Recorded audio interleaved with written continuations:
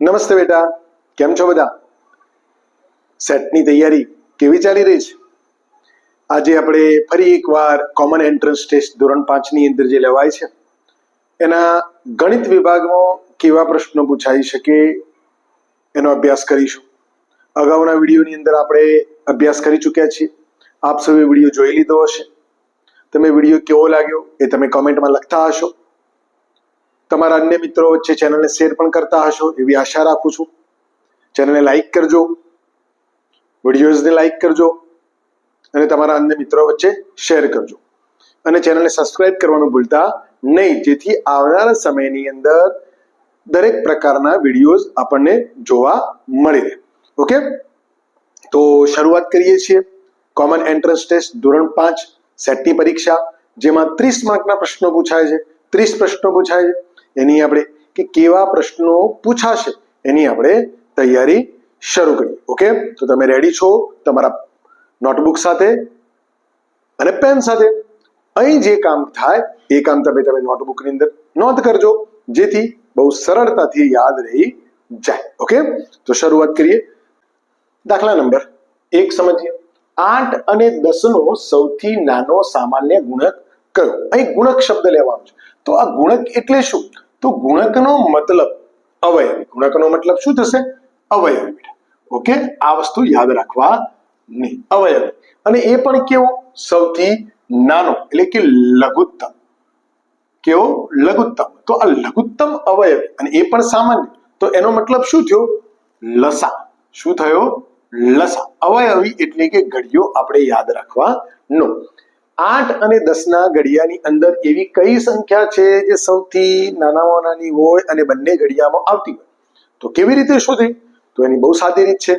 લસા શોધવાની રીત આપણે ભાગાકારની રીતનો આપણે ઉપયોગ કરી શોધીશું. ઓકે, તો કેવી રીતે ભાગાકાર કરવો? તો 8 અને 10 આ રીતે લખી દેવાના ભાગાકારના સ્વરૂપમાં. હવે 8 અને 10 ના આપણે ભાગ ચલાવવાના. કેવી રીતે? તો અવિભાજ્ય સંખ્યાઓના 2, 3, 5 વડે. ઓકે, તો 2 થી આપણે ભાગ ચલાવીએ તો 2 ના ઘડિયામાં 8 ક્યારે આવે છે? 2 ચોક 8. 2 ના ઘડિયામાં 5 10 ક્યારે આવે છે? તો 2 પંચા 10. હજી ભાગ ચાલશે 2. તો 2 ના ઘડિયામાં 4 ક્યારે આવે છે? 2. 2 ના ઘડિયામાં 5 નથી આવતા, 5 એમના એમ આપણે લખીશું. ઓકે, આગળ વધીએ તો 2 ના ઘડિયામાં 2 ક્યારે આવે છે? 2 એકા 2. 2 ના ઘડિયામાં 5 નથી આવતા એમના એમ. હવે 5 તો 3 વડે તો ભાગ ચાલશે નહીં, તો 5 જ ચલાવીશું. 5 એકા 5. ફિનિશ. ઓકે, અહીં આપણો એક અહીંયા આવી જાય એટલે આપણે ફિનિશ થઈ જાય. તો હવે કોનો ગુણાકાર કરવાનો? કઈ સંખ્યા શોધવાની? તો આગળ જેના ભાગ ચલાવ્યો છે તો 2 ગુણ્યા 2 ગુણ્યા 2 ગુણ્યા 5. તો બંનેનો બધાનો ગુણાકાર કરીશું. 2 દુ 4, 4 દુ 8 અને 8 પંચા 40. 8 પંચા 40. તો આપણને 40 અહીંયા લસા એટલે કે લઘુત્તમ સામાન્ય અવયવ, લઘુત્તમ સામાન્ય અવયવી જે આપણને સૌથી નાનો ગુણક આપણને મળી જાય છે. ઓકે, અવયવ આ નીચે અવયવ શોધવાનો છે, ઉપર અવયવી શોધવાનો છે. અવયવી એટલે કે ઘડિયો, ગુણાકાર એ વસ્તુ યાદ રાખવાની, જેને ઇંગ્લિશમાં લોએસ્ટ કોમન મલ્ટીપલ કહેવામાં આવે છે. ઓકે, એટલે કે એલસીએમ. અહીં 8 અને 10 નું ઉદાહરણ આપ્યું છે.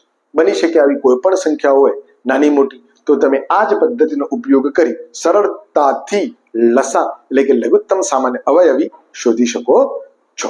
ઓકે, પ્રશ્ન નંબર 2 સમજીએ. 20 અને 30 નો સૌથી મોટો સામાન્ય અવયવ. અહીંયા અવયવ ઉપર આપણે અવયવી જોયો, અહીં પણ કેવો?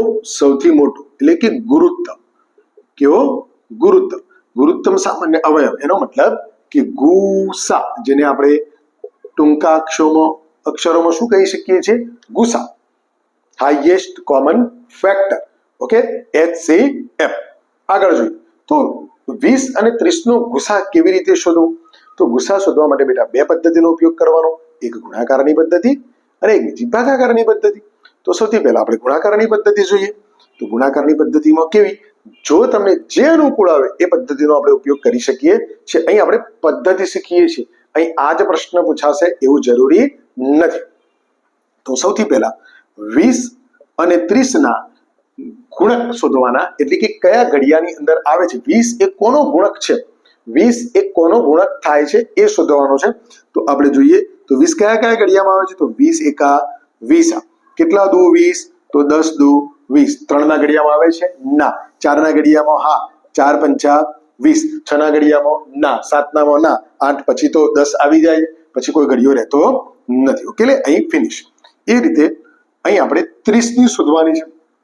તો 30 ની વાત કરીએ તો 30 એકા 30. કેટલા દુ 30? તો 15 દુ 30. કેટલા તરી 30? તો 10 તરી 30. કેટલા 4 ના ઘડિયામાં 30 આવે છે? ના. 5 ના ઘડિયામાં હા. 5 6 30. ઓકે, અહીં પણ અહીંયા પૂરું થઈ જાય છે. 6 આવે છે, પછી ડાયરેક્ટ 7 માં નથી આવતો, 8 માં નથી આવતો, 9 માં નથી આવતો, 30 ડાયરેક્ટ 10 માં આવે છે. ઓકે, તો હવે આમાંથી સામાન્ય અવયવ શોધવાનો. આ અવયવો આપણને મળી ગયા. ઓકે, આના અવયવ 20 ના કયા? તો 1 2 4 5 10 20. 30 ના કયા? તો 1 2 3 5 6 10 15 20. જો અવયવ શોધવાની વાત કરી હોય તો અવયવ પણ આપણે આ રીતે શોધી શકીએ છીએ. અવિભાજ્ય અવયવ શોધવાની હોય તો આપણે ભાગાકારની રીતનો ઉપયોગ કરવાનો, અને માત્ર અવયવો શોધવાના હોય તો ગુણાકારની રીતનો ઉપયોગ કરવાનો. હવે આમાંથી આપણે સામાન્ય શોધીએ. સામાન્ય કોણ? તો 1 એ દરેકનો કોમન છે. 2 તો અહીં પણ 2 છે, અહીં 3 છે, અહીં નથી, અહીં 4 છે, અહીં નથી, અહીં 5 છે. ઓકે, તો અહીં 5, 6 નથી, અહીં છે 10, તો અહીં પણ 10 છે, અહીં 15 છે, અહીં નથી, 20 અહીં છે, અહીં નથી, અને 30 અહીં છે, અહીં નથી. તો સૌથી હવે આપણા અવયવ કોમન આપણે શોધી કાઢીએ તો 1 2 5 અને 10. આ 10 સુધીની આપણે સંખ્યા આપણને મળી ગઈ. એ 4 અવયવ કોમન સામાન્ય અવયવ કેટલા? તો 4. જો એવો પ્રશ્ન પૂછાય કે 20 અને 30 ના સૌથી મોટા સામાન્ય અવયવ કેટલા, એવો પ્રશ્ન પૂછાય કે સામાન્ય અવયવ કેટલા, અહીંયા સૌથી મોટો પૂછ્યો છે તો આપણે ગુરુત્તમ જોવાનું, પણ એમ પૂછાય સૌથી મોટો નહીં, સામાન્ય અવયવ કેટલા? તો સામાન્ય અવયવ 1 2 5 અને 10 ટોટલ 4 થાય. એવો પણ પ્રશ્ન પૂછી શકાય. સૌથી મોટો શબ્દ નીકળી જાય. 20 અને 30 ના સામાન્ય અવયવ કેટલા? તો કેટલા શબ્દ જ્યારે અહીંયા આવશે ત્યારે એની સંખ્યા ગણવાની છે. 20 અને 30 ના અવયવો કયા કયા? તો એ પણ એની સંખ્યા કેટલી? બંને વચ્ચે શું તફાવત છે? એવો પણ પ્રશ્ન પૂછાઈ શકે છે. તો અહીં આપણે માત્ર સામાન્ય અવયવ શોધવાનો છે. તો સામાન્ય કોણ સૌથી મોટો? 10, જે આપણને જવાબ એની અંદર મળી જાય છે. ઓકે, નેક્સ્ટ જોઈએ. હવે આપણે ભાગાકારની રીતનો ઉપયોગ કરીએ તો 20 અને 30 બંનેને ભાગ ચલાવીશું. કેવી રીતે? તો આપણે લસા શોધ્યો એવી રીતે.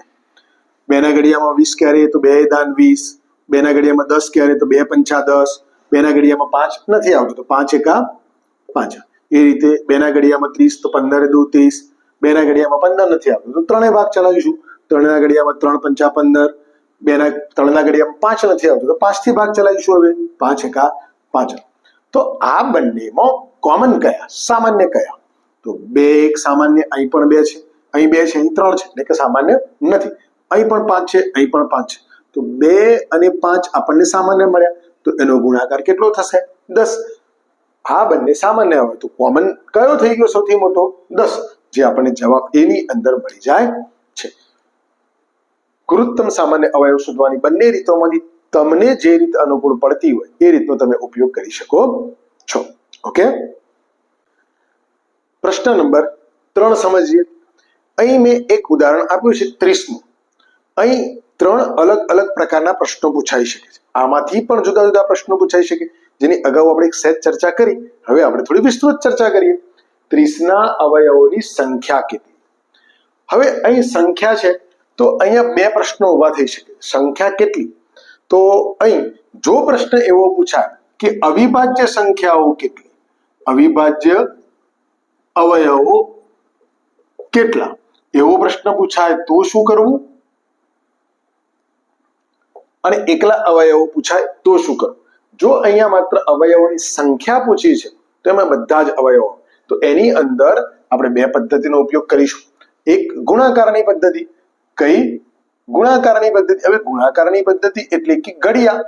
કયા ઘડિયાની અંદર 30 આવે છે? જેમ અગાઉ આપણે શીખી ગયા. તો અહીંયા 30 લખીશું અને 30 ની અંદર 1 તરી 30. 2 ના ઘડિયામાં ક્યારે? તો 2 15 30. 3 ના ઘડિયામાં ક્યારે? તો 10 તરી 30. 4 ના ઘડિયામાં 30 આવે છે? ના. 5 નામાં હા. 5 6 30. તો આ રીતે આપણે શોધી શકીએ. 7ના ઘડિયામાં નથી આવતો એટલે કટ થઈ જાય છે, 8નામાં નથી આવતો ને હવે 10 શરૂ થાય છે એટલે અહીંયા ફિનિશ. તો અવયવો કયા આપણા તો જોઈ શકો છો. અવયવો કયા તો આ 1 2 3 5 1 2 3 5 6 10 15 અને 30. તો અહીં આપણે સંખ્યા પૂછી છે તો સંખ્યા કેટલી તો 1 2 3 4 5 6 7 અને 8. કેટલા અવયવોની સંખ્યા 8. ઓકે, તો અહીં આપણને જવાબ 8 મળી જાય છે. જો અવિભાજ્ય અવયવો પૂછ્યા હોય, અવિભાજ્ય એટલે કે એવી સંખ્યા કે જેના માત્ર 2 જ અવયવો એનાથી ભાગ ચલાવવાનો એટલે કે ભાગાકારની રીત બેટા. તો અહીંયા 30 નો આ રીતે ઊભો ભાગાકાર કરવાનો જે આપણે અગાઉ થોડું શીખ્યા, હવે અહીં વધુ શીખીએ છીએ.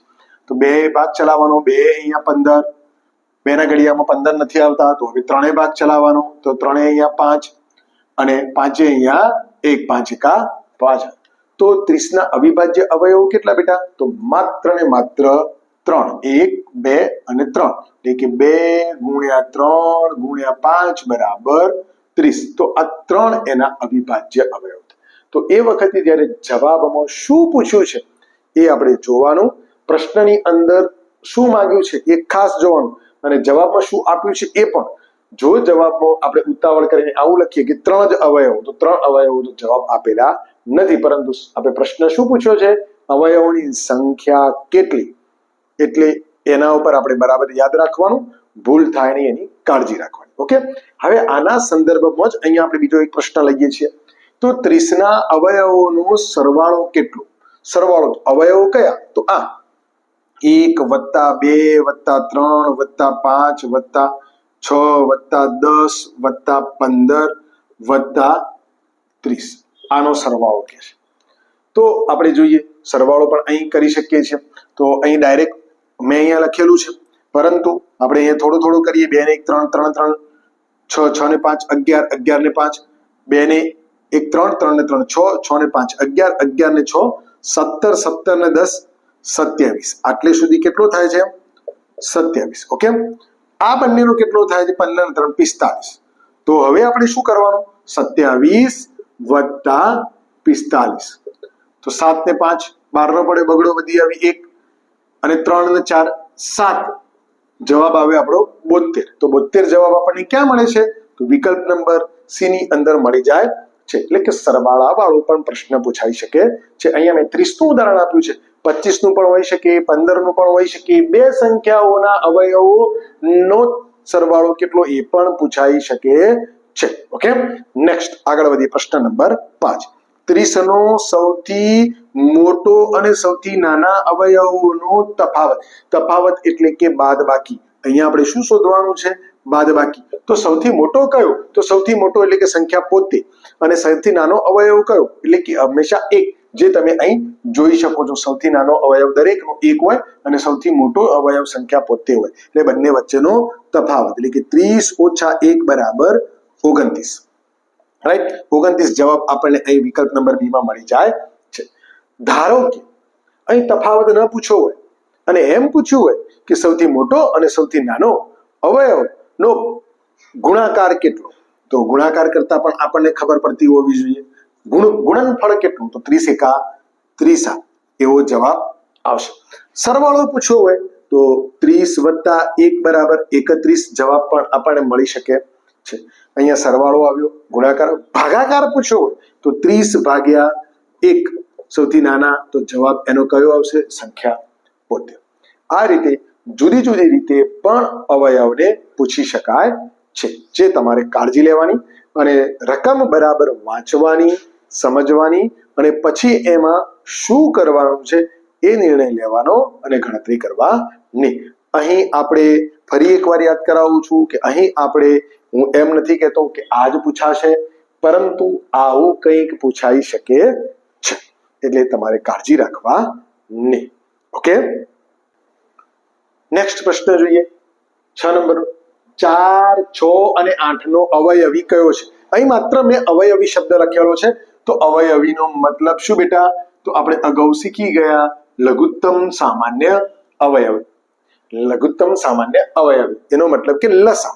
ઓકે, તો લસા શોધવાનો છે. તો અગાઉ મેં વાત કરી એમ અહીં પણ ત્રણે ત્રણ સંખ્યાઓને ભાગાકારની પદ્ધતિથી તમે લસા કરશો તો બહુ સરળતા રહેશે લસા શોધવામાં. સૌથી પહેલા અવિભાજ્ય સંખ્યાઓનો ઉપયોગ કરવાનો છે. અહીંયા આ રીતે ભાગાકારની પદ્ધતિમાં અવિભાજ્ય સંખ્યાઓનો ઉપયોગ કરવાનો છે, એ પણ યાદ રાખવાનું. તો 2 થી ચલાવીએ, 2 અહીંયા 2, 2 અહીંયા 3, 2 અહીંયા 4. ઓકે, હજી 2 ભાગ ચાલશે, ભલે 3 ના ચાલતા પણ 2 એકા 2 અને 2 દુ 4, અહીંયા 3 એમના એમ. હજી 2 ભાગ ચાલશે, કારણ કે અહીંયા 1 અને અહીંયા 2 એકા 2. ઓકે, 3 એમના એમ. છેલ્લે કોણ? તો 3, 3 એકા 3. ફિનિશ. અવયવ આપણને અવિભાજ્ય મળી ગયા. લઘુત્તમ સામાન્ય અવયવી શોધવાનો એટલે કે લસા, એટલે કે લસા. લસા બરાબર 2 ગુણ્યા 2 ગુણ્યા 2 ગુણ્યા 3. ઓકે, 1 2 3, 1 2 3, તો 1 2 એકા 2, 2 દુ 4, 4 દુ 8, 8 તરી 24. 24 લઘુત્તમ સંખ્યા મળશે કે 24 ને આ ત્રણેય સંખ્યાઓ વડે નિશેષ ભાગી શકાય. આ યાદ રાખવાનું. લઘુત્તમ સામાન્ય અવયવને આપેલી સંખ્યાઓ વડે નિશેષ ભાગી શકાય. પ્રશ્ન પૂછાઈ શકે છે, એ મેથડનો પ્રશ્ન છે અંદર, એટલે એવો પણ પ્રશ્ન હોઈ શકે. યાદ રાખવાનું. લઘુત્તમ સામાન્ય અવયવીને આપેલી સંખ્યાઓ વડે નિશેષ ભાગી શકાય. અને જ્યારે ગુસા એટલે કે એવી સંખ્યા જેના વડે આપેલી સંખ્યાઓને નિશેષ ભાગી શકાય. ઓકે, યાદ રાખવાનું. નેક્સ્ટ, હવે આપણે કન્સેપ્ટ થોડો ક્લિયર કરીએ. નીચેનામાંથી કઈ વિભાજ્ય સંખ્યા છે? વિભાજ્ય એટલે કે જે 2 કરતો વધુ અવયવો હોય, 2 કરતો વધુ અવયવ હોય. હવે આ 2 કરતો વધુ અવયવ બહુ સાદો સિમ્પલ તમને ખ્યાલ આપી દઉં. તો એવી સંખ્યા કે જે માત્ર એકના ઘડિયામાં આવે. દાખલા તરીકે 13, તો 13 એકા 13 અથવા 1 તેરા 13, એના સિવાય કોઈ ઘડિયામાં આવતી ન હોય, એટલે એના માત્ર કયા કયા અવયવ થયા? 1 અને 13. એમ જે એવી સંખ્યાઓ હોય 2 જાણે. આપણે બીજું ઉદાહરણ લઈએ, 2, તો 2 કયા ઘડિયામાં આવે છે? તો 1 દુ 2 અથવા 2 એકા 2. બસ આના સિવાય કોઈ સંખ્યામાં 2 આવતા, કોઈ ઘડિયામાં 2 આવતા નથી. એટલે કે એવી સંખ્યાઓ અવિભાજ્ય સંખ્યાઓ કહેવાય. જ્યારે અહીંયા વિભાજ્ય સંખ્યાઓ એટલે કે 2 કરતા વધુ અવયવ હોય, 2 કરતા વધુ અવયવ. અહીં આપણે વિભાજ્ય સંખ્યા શોધવાની છે. 4 વિકલ્પ આપેલા છે, એનો મતલબ 4 માંથી એક જ સંખ્યા વિભાજ્ય છે, જ્યારે બાકીની સંખ્યા અવિભાજ્ય છે. બરાબર યાદ રાખજો કન્સેપ્ટ. તો 29 કયા ઘડિયામાં આવે છે? યાદ કરો. નથી આવતો, માત્ર 29 એકા 29. ઓકે, 61 યાદ કરો કયા ઘડિયામાં આવે છે? 12 પંચા 60, 30 દુ 60, 10 છ 60. કોઈ જગ્યાએ 60 તો 61 આવતા નથી, તો 61 એકા 61. આગળ જોઈએ 43 કયા ઘડિયામાં આવે છે? 7 છ 42. પછી કોઈ ઘડિયામાં આવતા નથી. 43 તો કોઈ ઘડિયામાં નથી, તો 43 એકા 43. હવે અહીં તમે જોઈ શકો છો આ બધી જ સંખ્યાઓને માત્ર 2 જ અવયવ છે. આગળનું ચેક કરીએ. 39 કયા ઘડિયામાં આવે છે? તો 39 એકા 39 તો આવે જ છે, પણ એ સિવાય 2 ના ઘડિયામાં ના, 3 ના ઘડિયામાં હા, 13 તરી 39, એટલે કે 3 13 39. કેટલા અવયવ થયા બેટા? 1 2 3 અને 4 અવયવ. કેટલા થઈ ગયા? 4. જે 2 કરતો વધુ અવયવ છે. માત્ર એવી સંખ્યાને શું કહીશું? વિભાજ્ય. અને જ્યારે 2 કરતો ઓછા અવયવ હોય એવી સંખ્યાને આપણે શું કહીશું? અવિભાજ્ય છે. ઓકે, તો અહીં આપણે બીજા પ્રશ્નની અંદર આગળ નીચેનામાંથી કઈ અવિભાજ્ય સંખ્યા છે એ શોધવાની છે. તો અહીં તમે જોઈ શકો છો, અહીં પણ 4 સંખ્યાઓ આપેલી છે વિકલ્પ. તો કઈ કઈ સંખ્યા? તો 61 કયા ઘડિયામાં આવે છે? તો 61 એકા 61. 39 તો આપણે હાલ જોયું, તે 13 તરી 39, અને અહીંયા 1 39 આ પણ આવે છે. 25 તો 25 એકા 25, અને 5 5 25, એ રીતે 49 49 એકા 49, અને 70 70 49. જુઓ, આ જ્યારે 25 અને 49 એના કેટલા અવયવો થાય છે? તો 3. કેમ? કેમ કે 5 બે વખત આવે છે, 1, 5 અને 25, 1, 7 અને 49. ઓકે, એટલે 2 કરતા વધુ અવયવ થઈ જાય છે, માટે એ બધી સંખ્યાઓ કેવી છે? વિભાજ્ય. અને જ્યારે અહીંયા માત્ર 61 એ માત્ર 2 જ અવયવોની સંખ્યા છે, એટલે એને આપણે કહીશું અવિભાજ્ય સંખ્યાઓ. ઓકે, તો આ રીતે વિભાજ્ય અવિભાજ્ય સંખ્યાઓનો ખ્યાલ હોવો જોઈએ. 2 રકમની લસા શોધવાનો હોય, અવયવી શોધવાનો હોય કે 3 રકમનો શોધવાનો હોય તો ભાગાકારની રીતનો ઉપયોગ કરી શકીએ છીએ. ઓકે, પ્રશ્ન નંબર નેક્સ્ટ એટલે કે 9 જોઈએ. પ્રથમ 5 અવિભાજ્ય સંખ્યાઓનો સરવાળો કેટલો થાય? અવિભાજ્ય સંખ્યાઓ અગાઉ આપણે બેટા વાત કરી થોડી વાર પહેલા કે અવિભાજ્ય સંખ્યાઓ એટલે એવી સંખ્યાઓ કે જેના માત્ર 2 જ અવયવ હોય. તો સૌથી પહેલી સંખ્યાની શરૂઆત શેનાથી થાય? તો 1 થી.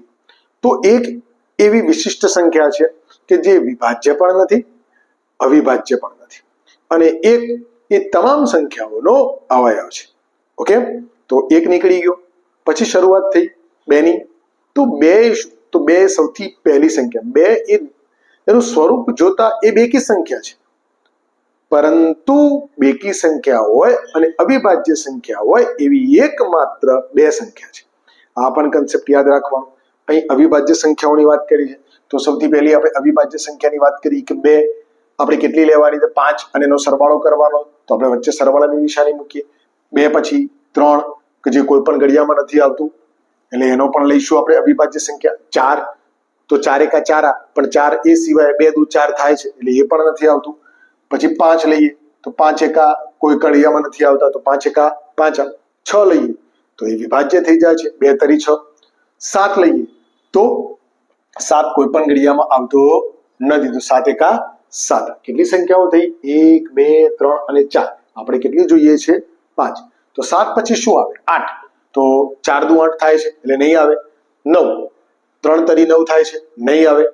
10 તો કયા ઘડિયામાં આવે છે? 2 પંચા 10, તો એ પણ નહીં આવે. એના પછી શું રહ્યું? 11. તો 11 કોઈ પણ ઘડિયામાં આવતા નથી, એટલે આમનો સરવાળો કરવાનો. 2 ને 3 5, 5 ને 5 10, 10 ને 7 17, 17 અને 11 17 વત્તા 11, 17 વત્તા 11 કેટલા થશે? 28. આપણને જવાબ બી ની અંદર મળી જાય છે. આવો પ્રશ્ન પણ પૂછાઈ શકે છે. નેક્સ્ટ આગળ વધીએ. પ્રશ્ન નંબર 10. પ્રથમ 4 કેવી સંખ્યાઓ પણ વિભાજ્ય સંખ્યાઓનો સરવાળો કેટલો થાય?